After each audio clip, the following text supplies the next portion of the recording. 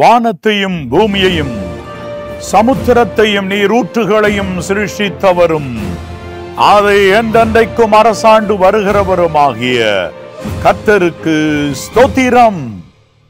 ஆமென், ஹல்லேலூயா, ஆமென், ஹல்லேலூயா. ஆம், என் அன்பு சகோதர சகோதரிகளே, ஆசீர்வாதம் டிவி நேயர்களே, யூடியூப் அன்பர்களே, உங்கள் யாவருக்கும் மேட்பர் இயேசு கிறிஸ்துவின் நாமத்தினால் நல்வாழ்த்துக்களை சொல்லுவதில் மிக்க மகிழ்ச்சி அடைகிறேன். என் அன்பு தேவனுடைய பிள்ளைகளே, மிக்க மகிழ்ச்சி அடைகிறேன். உங்களை இந்த நிகழ்ச்சியின் மூலமாய் சந்திப்பது எனக்கு மிக்க சந்தோஷமாய் இருக்கிறது, மிக்க சந்தோஷமாய் இருக்கிறது.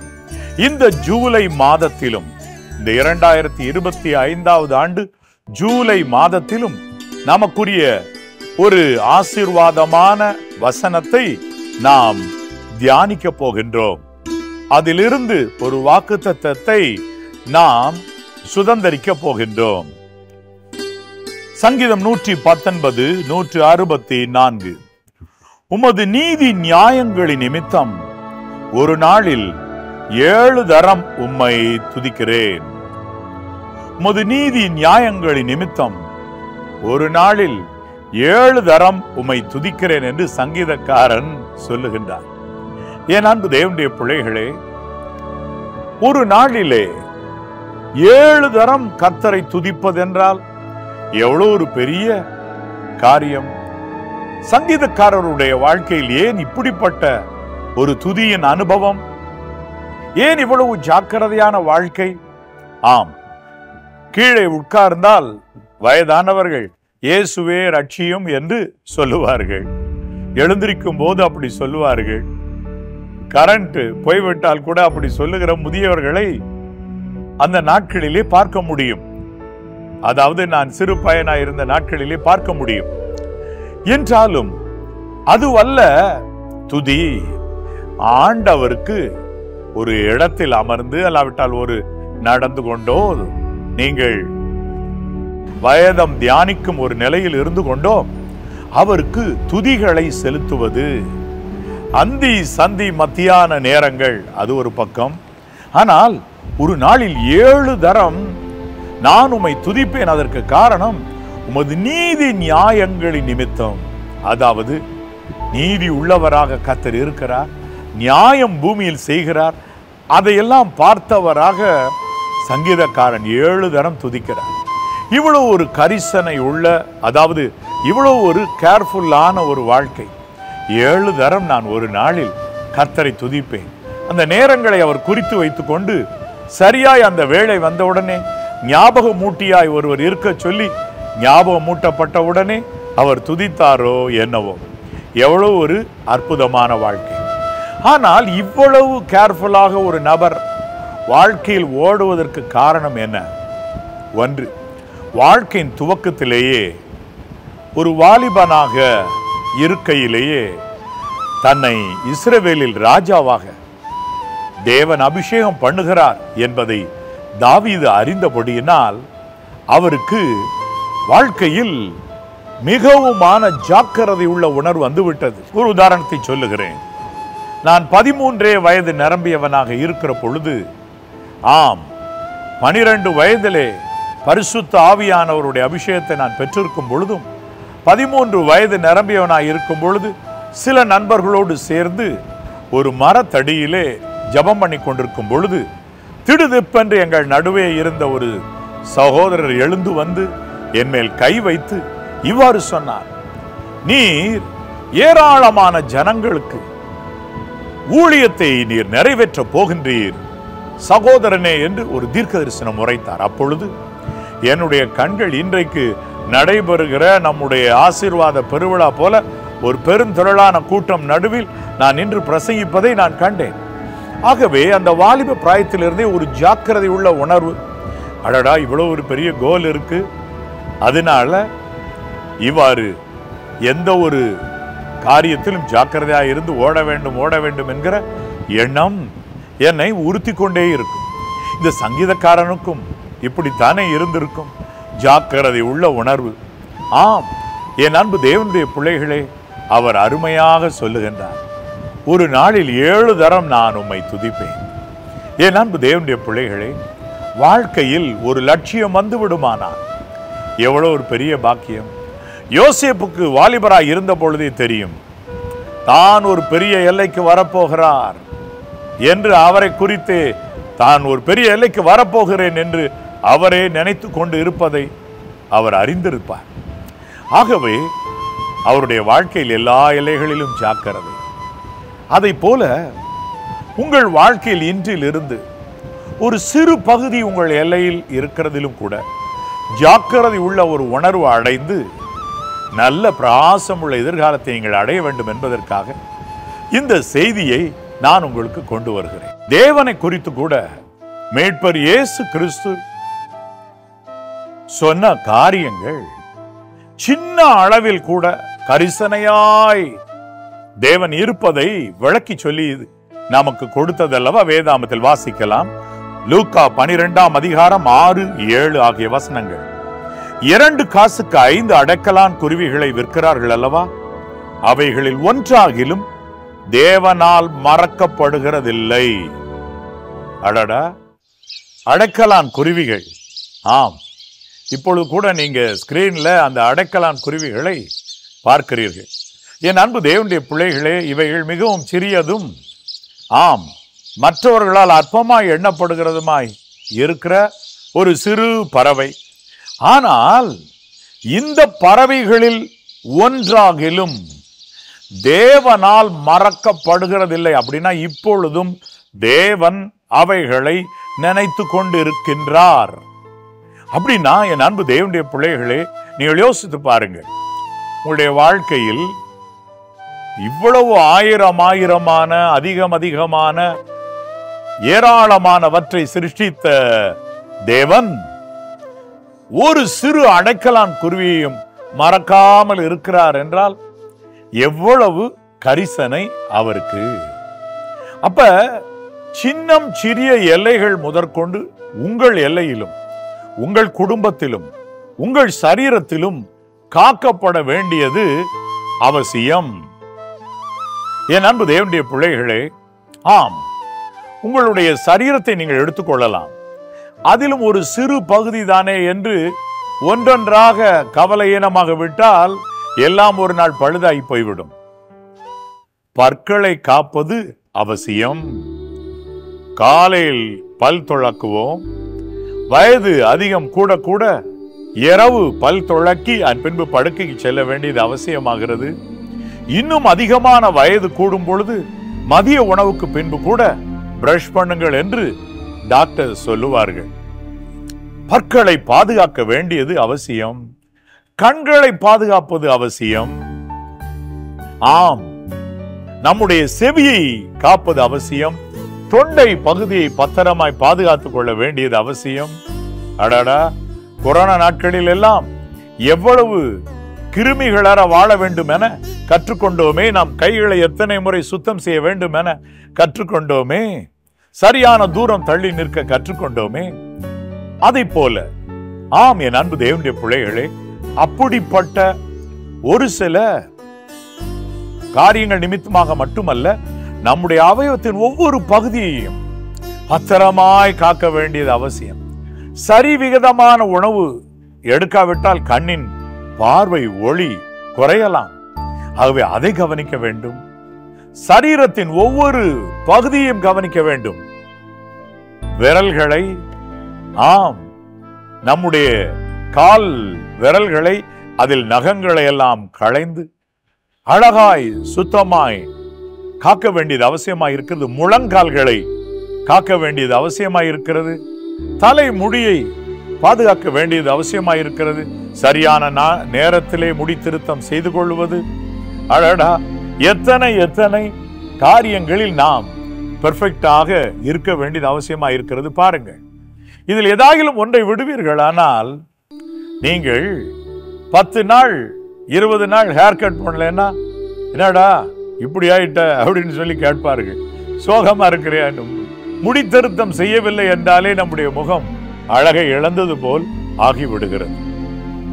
என் அன்பு தேவனுடைய பிள்ளைகளே, ஒரு சிலரெல்லாம் காலமே எழுந்தவுடன் முதல் உணவாக கர்த்தரை தேடிய பிறகு முதல் உணவாக அவர்கள் கொண்டிருப்பது தங்கள் தலைமுடிக்கு தேவையான ஆயில் அல்லது ஹேர் சேரம், எண்ணெய் அல்லது தலைக்கான போஷாக்கு. அதை அவர்கள் முதலாவது கவனம் செய்கிறதை நீங்கள் கண்டுபிடித்திருக்க கூடும். ஆம், ஒவ்வொரு பகுதியையும் பாதுகாக்க வேண்டியது அவசியமாய் இருக்கிறது. உணவு விஷயத்திலே சரிவர இருந்து, ஆமா, வயது கூடும் பொழுது நமக்கு தன்னார் போல தொப்பை வைத்து விடுகிறது. வாக்கிங் போங்க, தொப்பைய குறைங்க, உங்க வீட்டில் சொல்லிக்கிட்டே இருப்பாங்க. இல்ல, எல்லாத்தையும் கவனிக்கணும். ரொம்ப வாக்கிங் போனா முழங்கால் பை தேஞ்சு போகும் அப்படின்னு சொல்லி முதிய வயதில சொல்லுவாங்க. ஆனா நடக்கவும் வேணும், கால் பலமையும் காக்க வேண்டியிருக்கும். எப்படிப்பட்ட ஒரு கிரிட்டிக்கலான சிச்சுவேஷன் வந்துடுறோம். எல்லா பகுதியையும், ஒவ்வொரு பகுதியையும் பத்திரமாய் காக்க வேண்டும். கை விரல்களை காக்காமல் போனால் நகை சுத்தி வந்துவிடும். அடடா, எல்லா விதத்திலும் நம்மை பத்திரமாய் காத்து நாம் சுத்தமாய் இருந்து கொள்கிறது போல உங்க குடும்பத்தையும் இதே போல காக்கணும். உங்க குடும்ப தலைவருக்குரிய கனத்தை நீங்க கொடுக்கணும். அதே போல உங்க மனைவிக்குரிய அழகா அவர்களுக்கு செய்ய வேண்டிய கடமைகளை, கனத்தை நீங்க செய்ய வேண்டும். பிள்ளைகளுக்கு செய்ய வேண்டியதை கரெக்டா செய்யணும். பெற்றோருக்கு, உற்றார் உறவினருக்கு, மற்றவர்கள் வீட்டில் திருமணம் என்றால் போக வேண்டும். இப்ப கவனிங்க, ஒரு சிறு காரியத்தையும் விட்டு விடாமல் கவனிக்க வேண்டியது அவசியமா இருக்கிறது. இதெல்லாம் விட்டு தூரம் எரிந்து விட்டு போகிறவர்களுடைய வாழ்க்கை அந்தோ பரிதாபம். லோன்லி பர்சனாக ஒரு நாள் நிற்க வேண்டும். அப்படி எல்லோரையும் உதறி விட்டு போகிறவருக்கு ஒரு கல்யாணம் என்றால் 10 பேர் 20 பேர் நின்று கொண்டு இருப்பார்கள், அவ்வளவுதான். ஆனால் எல்லோரோடும் பழகி அன்பு பாராட்டி வந்தால் ஏராளமான கூட்டம் ஓடோடி வருவார்கள். என் அன்பு தேவனுடைய பிள்ளைகளே, கவனியுங்கள். உங்கள் வாழ்க்கையில் ஒவ்வொரு பகுதியையும் நீங்கள் பின் நாட்களில் பெரியவர்களாக போகிறீர்கள் என்று தெரிந்துவிட்டால் கவனிக்க தொடங்கி விடுவீர்கள். யோசேப்புக்கு சொப்பனம் இளம் வயதில் வந்த பொழுது, அப்பொழுதிலிருந்தே பரிசுத்தத்தை காத்துக்கொண்டார். எப்ப வரையிலும்? ஆமா, விசேஷ விதமாக ஒரு வீட்டில் எகிப்தில் வேலை செய்கிற ஒரு வேலைக்காரனாக இருந்த பொழுதும் அவர் தன்னுடைய பரிசுத்தத்தை காத்துக்கொண்டார். அவருக்கு தெரியும், ஒரு நாள் தான் மகிமையான எல்லைக்கு உயரப் போகிறேன் என்று. இன்னைக்கு நான் உங்களுக்கு சொல்றேன், உங்கள் ஒவ்வொருவரை குறித்தும் ஒரு அருமையான திட்டம் கர்த்தரிடம் இருக்கிறது. அந்த திட்டத்தை அடையும்படி இன்றிலிருந்து ஒவ்வொரு பகுதியையும் சரிவர காத்து, செவ்வையாய் நிதானித்து, ஜாக்கிரதையான ஒரு ஓட்டத்தை ஓடி 7 தரம் கர்த்தரை துதித்து, இரவு வரும் பொழுதோ ஆண்டவருக்கு மனதார நன்றி பாடல் பாடு. காலையில் ஸ்தோத்திரம் பண்ணி விண்ணப்பங்களை செய்யுங்கள். இரவில் வரும் பொழுது கர்த்தர் அந்த நாள் முழுவதும் காத்ததற்காக அவருக்கு ஸ்தோத்திரம் செலுத்துங்கள். அருமையான ஒரு பாட்டு இருக்கு. தோத்திர பாத்திரனே தேவா தோத்திரம் துதிபு மக்கே. இப்படி பாடணும். காலையில் எழுந்த உடனேயும் இரவிலையும் விசேஷமா நன்றி பாடலை இரவில் பாடலாம். நன்றி கர்த்தாவே, நன்றி கர்த்தாவே, ஆண்டுகள் தோறும் உம்மை பணிவோமே. நீரே எங்களுக்கு மேய்ப்பராய் இருக்க நாங்கள் ஒரு போதும் தாழ்ச்சி அடையோமே.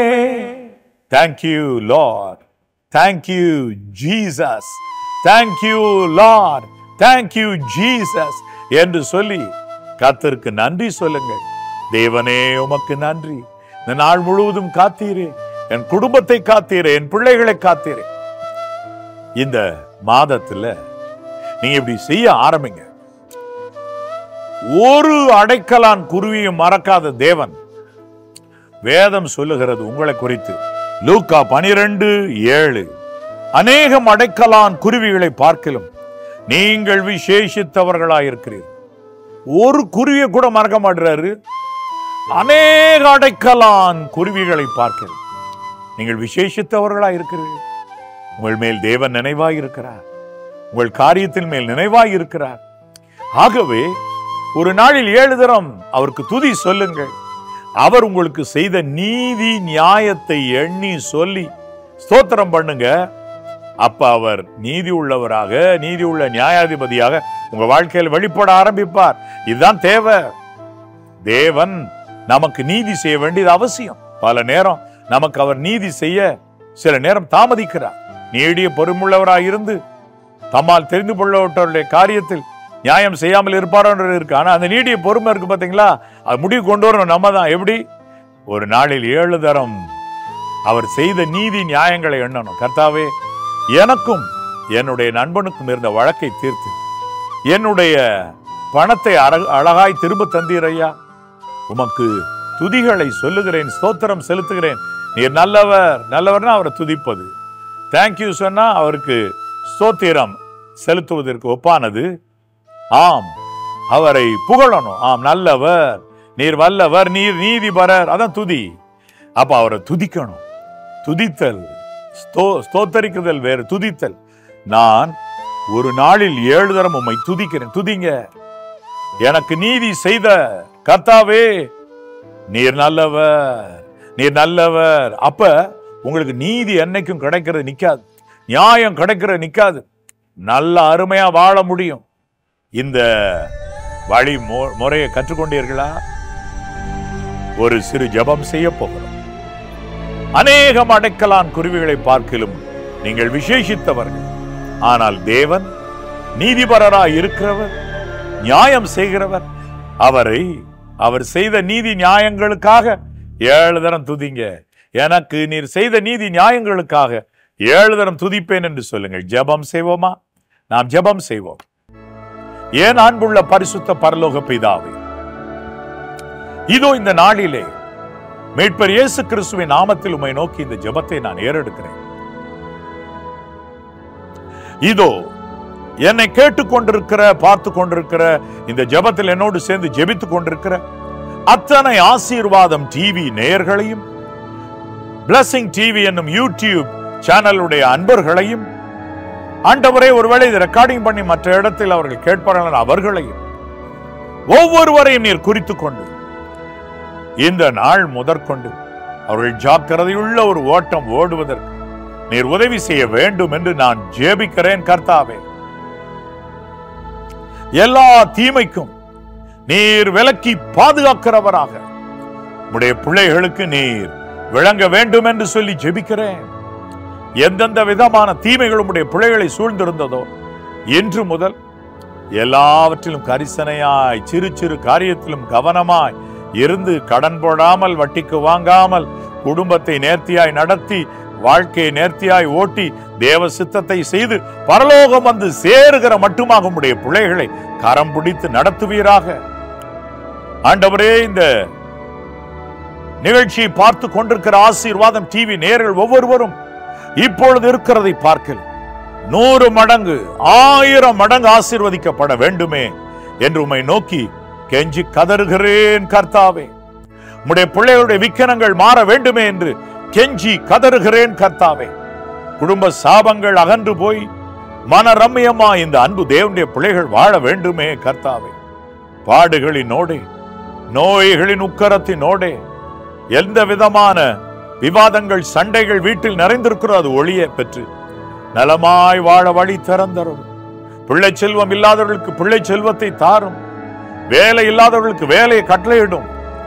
பரம ராஜ்யம் செல்வோம் என்ற நம்பிக்கை இழந்து நிற்கிறவர்களுக்கு பரம ராஜ்யம் செல்வோம் என்கிற நம்பிக்கையை தாரும்.